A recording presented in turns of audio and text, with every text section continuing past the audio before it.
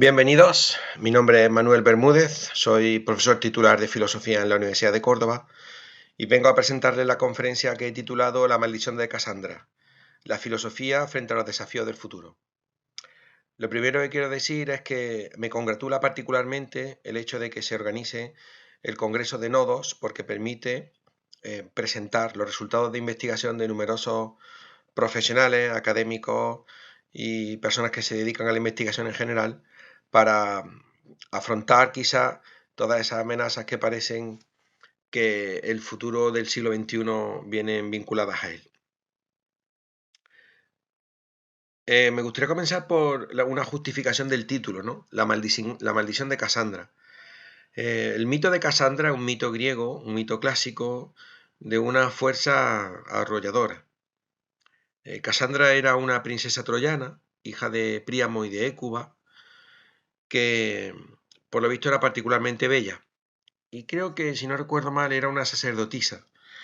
Sea como fuere, ocurrió que el dios Apolo se enamoró perdidamente de ella, probablemente por su belleza física, y entonces la requirió de amores.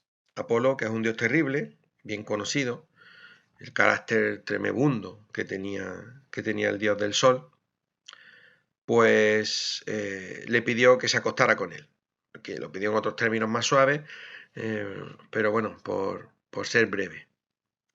El asunto principal es que Casandra inicialmente se negó, no estaba dispuesta a ceder ante las peticiones de Apolo, y entonces el dios le prometió que le daría un gran regalo a cambio. Ella pareció aceptar inicialmente y Apolo le concedió el don de la profecía, o sea, el don de adivinar el futuro. El problema fue que una vez le había conseguido el don, pues Casandra se echó hacia atrás y no quería cumplir su parte del trato, se negó a yacer con el dios. Entonces Apolo, furibundo, decidió castigarla. Hay fundamentalmente dos líneas del mito diferentes, pero ambas llegan a la misma conclusión. Pero me gustaría compartir ambas, ¿no? Hay una que es la más minoritaria, la que aparece en menos sitios, que dice que Apolo maldijo a Casandra con una palabra, o sea, una palabra que le arrebató la persuasión.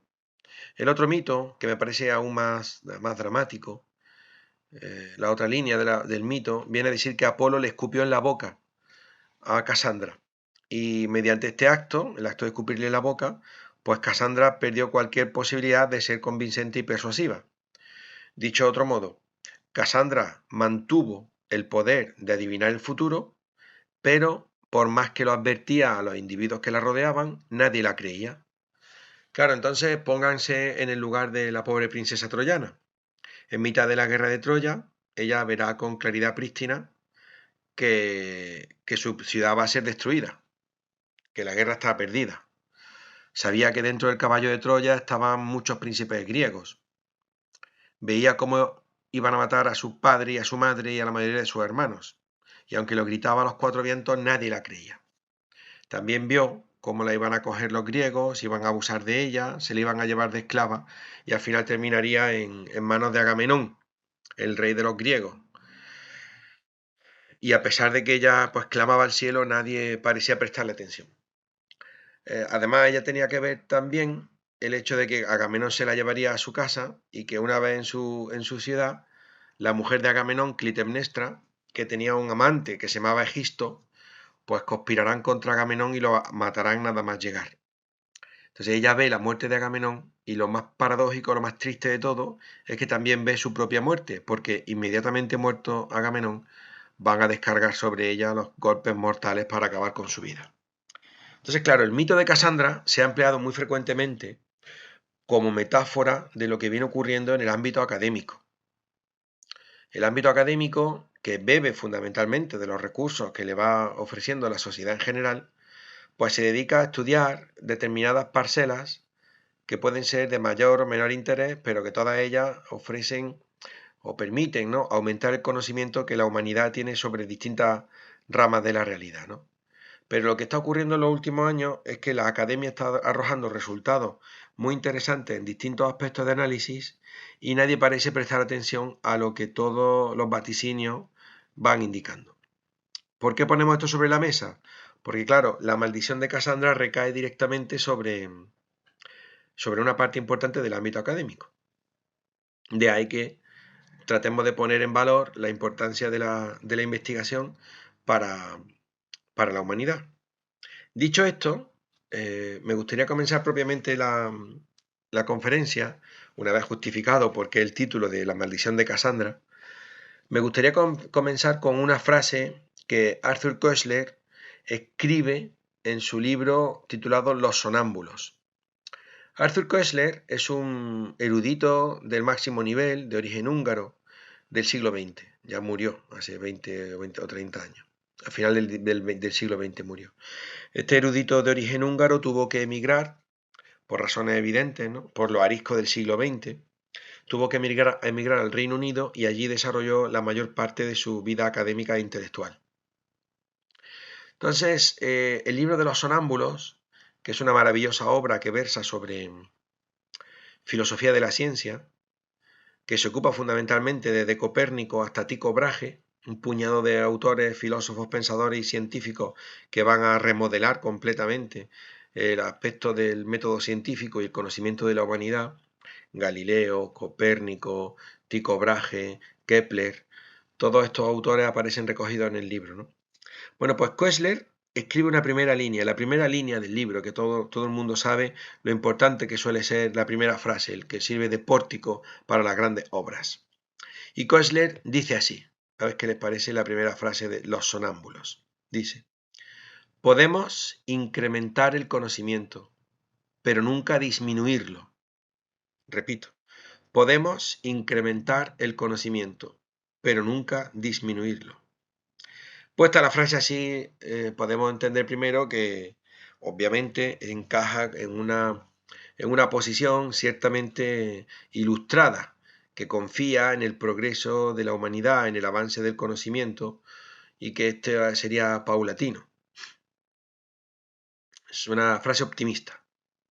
Sin embargo, a mí de una forma más bien bromista, más que de otra manera, me gusta decir que menos mal que Koestler está muerto, porque si levantara la cabeza y viera lo que está aconteciendo en los últimos años, con el auge de los negacionistas del cambio climático, los antivacunas, los terraplanistas, que son aquellos que consideran que la Tierra es plana, o ahora esta nueva tribu que ha salido en las redes, que son los que niegan que los dinosaurios hubiesen existido nunca, piensan que es una conspiración de los gobiernos, no sé exactamente con qué objetivo, ¿no? Y uno de los argumentos que alegan es que, por lo visto, según ellos, anatómicamente los dinosaurios tenían un cuerpo como mal hecho que les impediría copular y ante la falta de cópula pues no podrían reproducirse, ¿no? Bueno, evidentemente todos estos movimientos son absolutas estupideces. Son estupideces, pero que representan un paso hacia atrás en el progreso de la humanidad. Por eso cuando Koestler dice el conocimiento solo puede aumentar, nunca disminuir, tal vez sea una postura relativamente ingenua, sobre todo viendo el auge de estos movimientos antiintelectuales y, por supuesto, irracionales. Pero esto lo queremos poner sobre la mesa porque, por ejemplo, ya en el mundo romano, la sabiduría sumada del mundo griego y del mundo romano era considerable.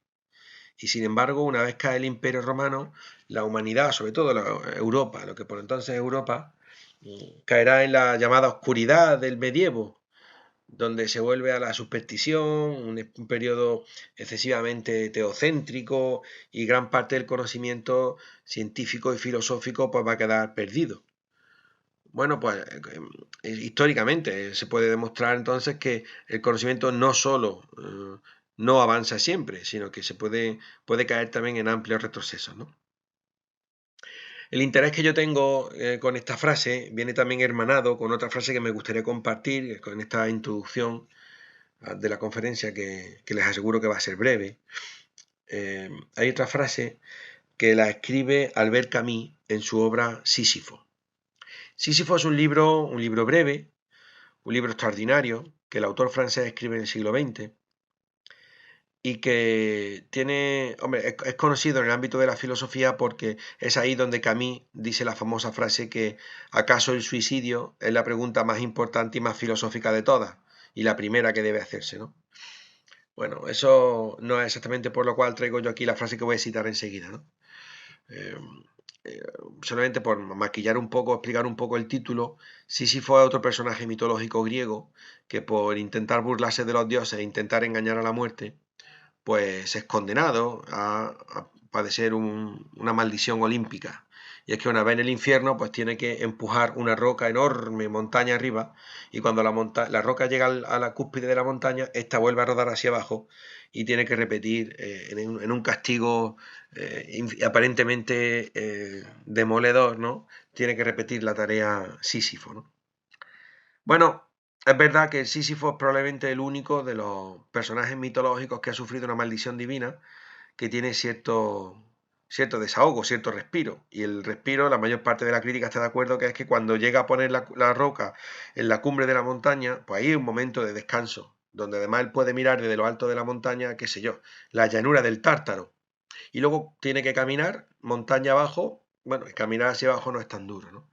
De modo que el castigo del Sísifo es peculiar, ¿no? Es peculiar. Bueno, sea como fuere, a mí lo que me interesa, la frase que quiero compartir con ustedes, que también me sirve para tratar de poner sobre la mesa el propósito de la charla de hoy, es lo que dice Camus, que dice, la primera operación mental es distinguir lo verdadero de lo falso. La primera operación mental es distinguir lo verdadero de lo falso. Y aquí es donde incide gran parte de la temática que vengo a compartir hoy con ustedes. El hecho de que algunos de los mecanismos que se están poniendo en marcha en los últimos años y que actúan por sí solos como graves amenazas al sostenimiento de las democracias occidentales, pues la mayoría de ellos tienen como protagonista la manipulación de la verdad, el intento de engañar y de confundir a la opinión pública de distintas maneras, ¿no? O sea, se ha encontrado ahí una debilidad, un punto vulnerable, un talón de Aquiles, y por motivos de lo más variopinto, pero la mayoría de las veces espurios, hay muchísimos elementos que están llevando a la confusión a gran parte de la sociedad. Claro, las amenazas que nosotros hemos analizado en otros foros, y que también aquí en el Congreso de Nodos el año pasado mencionamos, pues siguen siendo las mismas, que cada una de ellas individualmente supondría un potente desafío a nivel global para la sociedad, pero si se presentan todas juntas en contubernio, en realidad la amenaza es muy peligrosa. Aquí hoy vamos a analizar, aunque sea muy someramente, pues 5, tal vez 6, depende de cómo vayamos distribuyendo el tiempo. Y esas son pues las que hemos explicado de forma somera en otras ocasiones, que hoy intentaremos incidir sobre ellas de otra manera. Hablaríamos de la demagogia, del populismo, de las noticias falsas, de la posverdad y de la falta de pensamiento crítico en el sistema educativo. Habría que agregar una sexta, que es el aumento de la polarización social y política, que normalmente la incluiríamos ahora para analizar los elementos que están incidiendo en común para plantear esa auténtica revolución al actual modelo, una revolución además de corte bastante autoritario, como veremos enseguida. Bueno, pues de la demagogia, claro, a mí me gustaría comenzar hablando del concepto de demagogia, recordando que cuando se acuña el concepto, que lo hace el comediógrafo ateniense Aristófanes en el año 424 a.C., en una comedia titulada Los Caballeros, en realidad en ese momento, cuando Aristófanes acuña la idea, no tiene un matiz peyorativo. O sea, él simplemente se limita a describir la intención que tenían los oradores que se dirigían a la asamblea de los 500 en Atenas. Claro, demagogia tiene un término griego con dos elementos. Tiene un sustantivo, demos, que significa pueblo, y un verbo, ago, que significa conducir. De modo que la imagen que transmite el verbo, el concepto es conducir al pueblo. A mí me gusta mucho la metáfora, que me viene muy bien para explicar las dos primeras características, los dos primeros conceptos que estamos analizando. Me viene muy bien el ejemplo de un pastor que lleva un rebaño. El pastor que conduce al rebaño es un demagogo, en el sentido metafórico del término, ¿no? Porque lleva el rebaño al redil que más le conviene a él, ¿de acuerdo? Entonces, claro, inicialmente la demagogia no es un concepto peyorativo porque Aristófanes se limita a describir la actitud de los oradores frente a la asamblea, que pretendían pues mover a su favor a la mayor parte de la ciudadanía que ostentaba en ese momento el derecho al voto dentro de la Asamblea. Sin embargo, 80 años después, ya Aristóteles, para Aristóteles la demagogia tendrá una vitola negativa, muy negativa. Por eso Aristóteles dirá en su obra La Política que al demagogo hay que expulsarlo de la polis, entre otros motivos porque el demagogo persigue exclusivamente sus intereses por encima de los intereses del grupo y por lo tanto es un elemento pernicioso para el funcionamiento de la sociedad.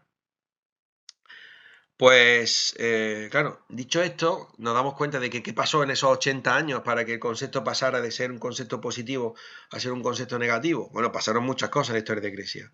Para empezar, la guerra del Peloponeso terminará con la derrota de Atenas. Los demócratas griegos advertirán frente a la amenaza de los macedonios y de nada servirá. O sea que vemos cómo la pérdida de autonomía de las polis griegas frente a los macedonios tendrá un peso enorme a la hora de construir esa vitola negativa alrededor de conceptos de demagogia. Claro, y ahora, abusando un poco de la metáfora del pastor que va pastoreando el rebaño, hemos de decir que el pastor utiliza dos herramientas. Utiliza al perro, un perro pastor que siempre ayuda al pastor para reconducir y conducir al rebaño, y un cayado, un palo, que le sirve de apoyo para caminar o incluso para mover un poco a las ovejas cuando se resisten. Claro, en la metáfora esta que estoy abusando de ella, pues para mí ese cayado y ese perro serían el populismo, que es el segundo de los conceptos que queremos aquí hoy mencionar rápidamente, ¿no? Claro, ¿qué le ocurre al populismo? Bueno, pues que la palabra está en pleno proceso de cambio semántico, porque su significado se está volviendo muy lábil, o sea, con fronteras muy tenues que van desapareciendo. Si buscan ustedes la palabra populismo en el diccionario de la Real Academia del año 2006, por ejemplo, vendrá a decir algo así como populismo, doctrina política que consiste en intentar atraerse a las clases populares. Hombre, evidentemente eso no tiene ningún matiz peyorativo. Esa es una definición más bien neutra. Claro, ¿qué es lo que ocurre? Pues que cuando en el año 2016 la Fundeu, la Fundación del Español Urgente, dependiente de la RAE, considera que la palabra del año en español va a ser la palabra populismo, lo hace por dos motivos. Primero, por el aumento radical de su uso, tanto a nivel público como privado. Pero segundo, y no menos importante, es porque la propia palabra está sufriendo esa mutación de significado de la que hablábamos antes. ¿Y por qué? Pues porque si ustedes buscan ahora en el diccionario de la RAE, que además lo contribuyó a fomentar el concepto de la Fundeu, pues populismo consiste en hacer apelaciones emotivas a la sociedad y prometer soluciones simples a problemas complejos. Claro, esa definición ya no es tan optimista, o mejor dicho, ya no es tan positiva. ¿Por qué? Hombre, porque detrás de las apelaciones emotivas suele haber intentos de manipulación. Eso ocurre desde el mundo griego. Pero es que además, cuando te ofrecen una solución simple a un problema que se ve complejo, evidentemente ahí lo que hay ya es un poco menos que un engaño. No es solo una manipulación, sino un engaño. Entonces nos damos cuenta que esa metamorfosis que está sufriendo el concepto, pues está alterando su significado. Y conviene tenerlo en cuenta a la hora de ver de qué manera estamos empleando el término. ¿Por qué? Porque en el ámbito político, en ocasiones, algunos líderes políticos emplean el término populismo haciendo referencia a lo que significaba en el año 2006, o sea que no es un término peyorativo, y otros lo están usando como lo que significa ahora en 2022, y ahí sí tiene una carga, de mi punto de vista, negativa, ¿no? Entonces, claro, el concepto pues, se vuelve complejo. Tercer lugar, podríamos hablar de la polarización, que en la introducción anterior le hemos puesto la última, pero que desde mi punto de vista está muy vinculada tanto a la demagogia como al populismo. La polarización consiste fundamentalmente en dividir en dos a la sociedad y convertirla en dos elementos enfrentados en dos partes irreconciliables.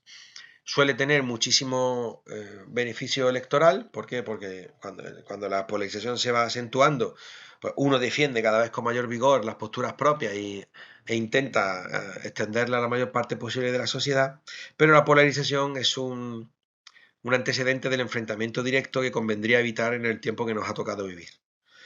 La polarización además está dando muchísimos réditos electorales, como hemos dicho antes, pero claro, se nota bastante en países como Estados Unidos, como Brasil, e incluso en el ámbito europeo podríamos hablar sin ambajes de España, de Italia, de Alemania, del Reino Unido, de Francia. Las pasadas elecciones francesas también fueron un ejemplo de polarización. Claro, desde mi punto de vista, estos son recursos de comunicación política espurios que emplean algunos líderes políticos simplemente para llevarse un puñado de votos, sin ser conscientes o siendo conscientes, por lo tanto, siendo estúpidos del riesgo que eso conlleva para el sostenimiento y la convivencia de las sociedades. La cuarta de las grandes amenazas de que me gustaría hablar hoy son las noticias falsas.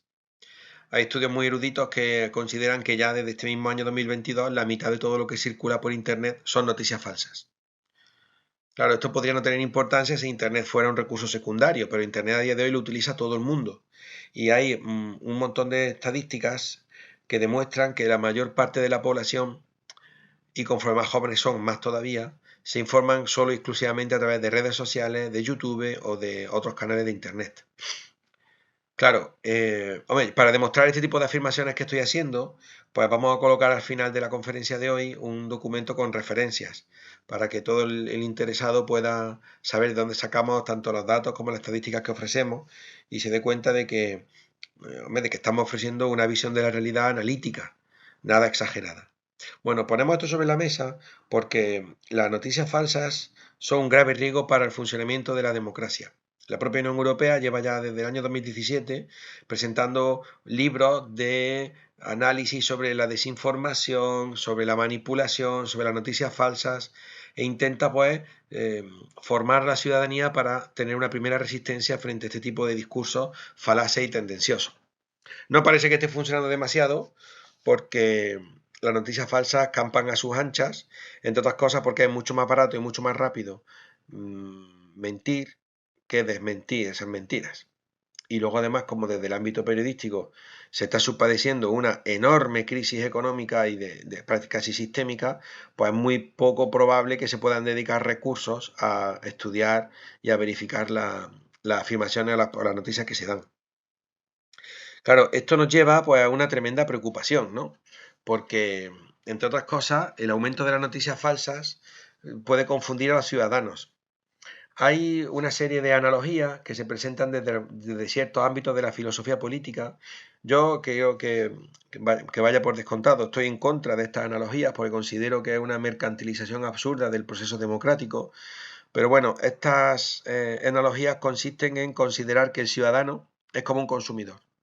Y de la misma manera que el consumidor que va al supermercado quiere estar bien informado del producto que va a comprar y además tiene que saber el precio, las características, etcétera, etcétera, para luego tomar la decisión que estime oportuno, pues esta analogía consiste en considerar que el votante, el ciudadano, pues también tiene que estar bien informado acerca de los partidos políticos que se ofrecen en las elecciones y elegir el que más le convenga. ¿Qué es lo que ocurre? Hombre, pues que con la manipulación que hay detrás de las noticias falsas se está engañando al ciudadano, por lo tanto el ciudadano en múltiples ocasiones va a acabar adoptando decisiones que pueden ser perjudiciales para sus propios intereses, llevado o movido por la desinformación que viene aparejada de las noticias falsas, pues puede apoyar a partidos políticos que simplemente vayan en contra de su interés o de su ideología. Esto además es una cuestión bastante preocupante que convendría ponerla sobre la mesa, porque como conforme la población, el porcentaje de población que se informa por internet va aumentando y ya cada vez es más elevado, pues más mentiras va a encontrar en su proceso de información. Así de sencillo. Ojo que fíjese el escuchante que aquí nosotros no nos detenemos a analizar los intereses de los que generan las noticias falsas. Intereses puros la mayor parte de las veces, ¿no? Y además hay injerencias extranjeras de potencias adversarias o incluso en algunos casos enemigas que intentan pues llevar a cabo el mayor daño posible con este tipo de políticas, de mentiras. Quinta característica o quinto concepto sería la posverdad, que yo también suelo llamar mecanismos posverdaderos. Lo llamo mecanismos posverdaderos pues para respetar el origen del término. No olvidemos que la palabra post-truth en su origen en inglés es un adjetivo, de modo que siempre iba acompañada de un sustantivo. Era post-truth politics, por ejemplo, o post-truth speeches. Sería algo así como las políticas posverdaderas o los discursos posverdaderos. Yo prefiero hablar de mecanismos postverdaderos porque de esa manera respetamos el sentido del concepto.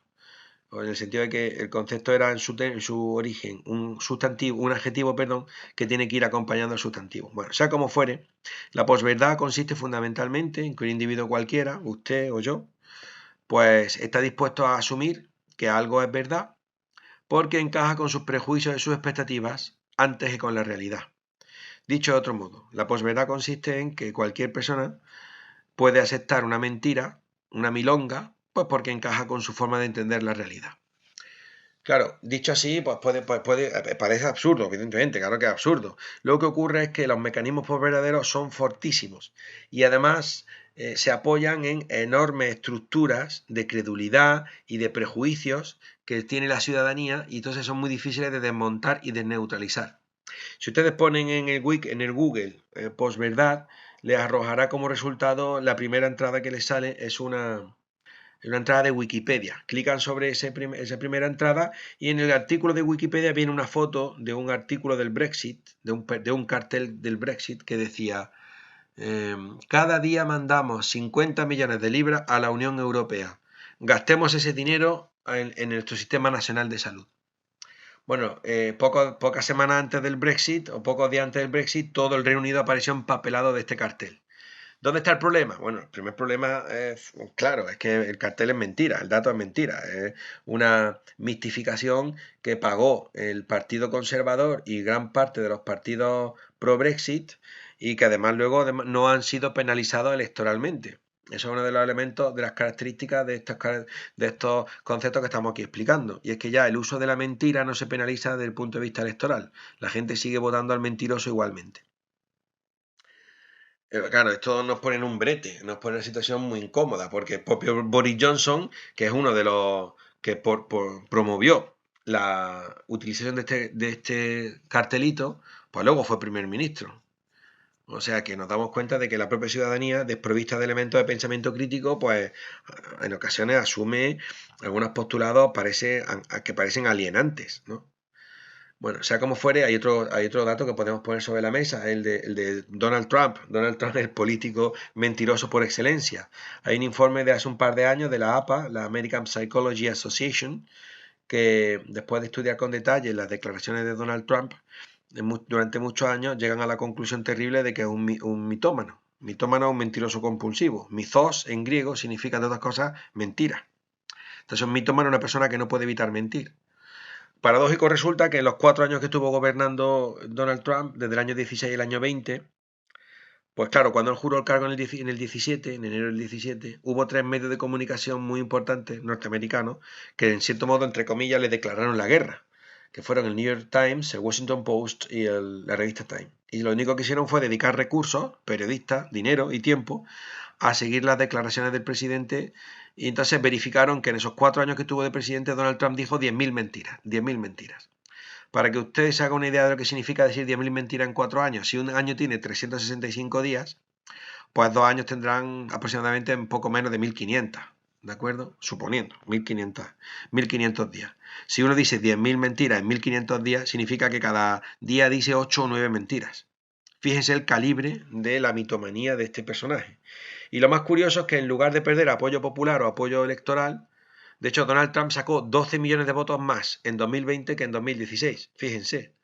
Y lo paradójico ya, que por eso decíamos lo de la paradoja, es que en realidad lo que ha ocurrido es que esos 3 medios de comunicación que son de los más importantes del mundo, el Washington Post, el New York Times y la revista Time, han perdido credibilidad para el público norteamericano. O sea, ahora mismo la sociedad norteamericana percibe peor a estos 3 medios de comunicación que justamente lo único que han hecho ha sido dedicar recursos a seguir la afirmación y las declaraciones de un mentiroso, como Donald Trump. Y el sexto y último de los argumentos, de los conceptos que me gustaría analizar, que no es un concepto, sino que es una problemática, es la eliminación paulatina de las herramientas de pensamiento crítico en los distintos niveles del sistema educativo. Bueno, esto para mí supone la gran amenaza porque los 5 primeros elementos se podrían ver un poco neutralizados si la ciudadanía dispusiera de la adecuada herramienta de pensamiento crítico para afrontar todas estas amenazas que se siguen sobre el horizonte.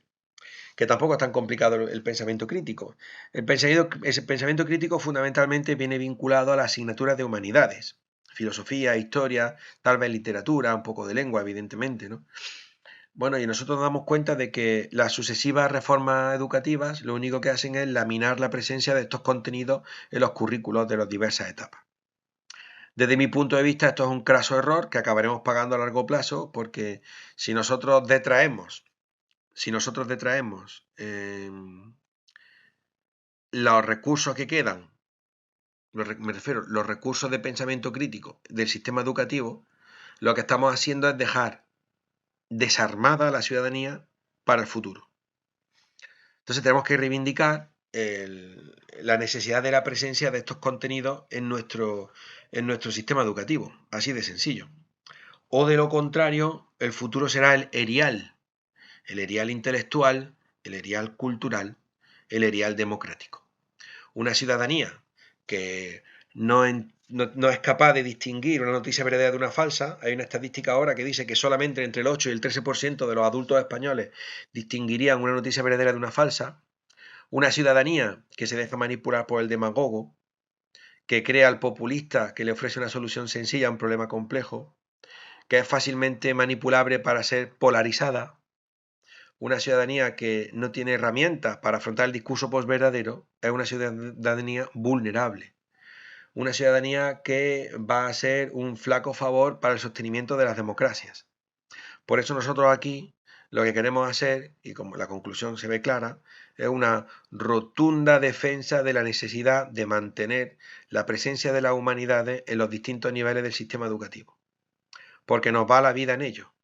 Y digo la vida en ello, lo digo muy tajantemente, porque de no cambiar drásticamente muchas de las decisiones que tomamos, pues multitud de factores se van a cernir sobre la sociedad actual que van a acabar perjudicando la convivencia y aumentando el conflicto. Entonces quiero concluir pues congratulándome de nuevo por la existencia de estos foros, como el Congreso Nodos, que nos permiten estar al día de la investigación que se lleva a cabo en universidades y en estudios de investigación y nos pueden ayudar a afrontar las amenazas del futuro. Claro, dirá el escuchante, pero bueno, este profesor no nos ha dado prácticamente ninguna sugerencia. Mi sugerencia obvia, ¿no? Yo parto de una frase que se le atribuye a Sigmund Freud. Freud decía, la toma de conciencia de un problema te emancipa del mismo. Repito, la toma de conciencia de un problema te emancipa del mismo. ¿Cuál es la interpretación que yo le doy a esta frase? Bueno, pues que cuando uno es consciente de un problema, pues se vuelve emancipado. ¿Qué significa emancipado? Se vuelve autónomo para tratar de resolverlo. Esto no significa que lo haya resuelto, significa que se vuelve autónomo, o sea, no dependiente de terceras personas o terceros factores. Puede ser el primer paso. Conferencias como esta lo único que persiguen es mantener al ciudadano atento frente a lo que se ve en el horizonte y pedir a los responsables políticos que escuchen a la academia y se percaten de que o mejoramos la presencia de la humanidad en los sistemas, en los distintos niveles del sistema educativo, o todo estará perdido. Muchas gracias.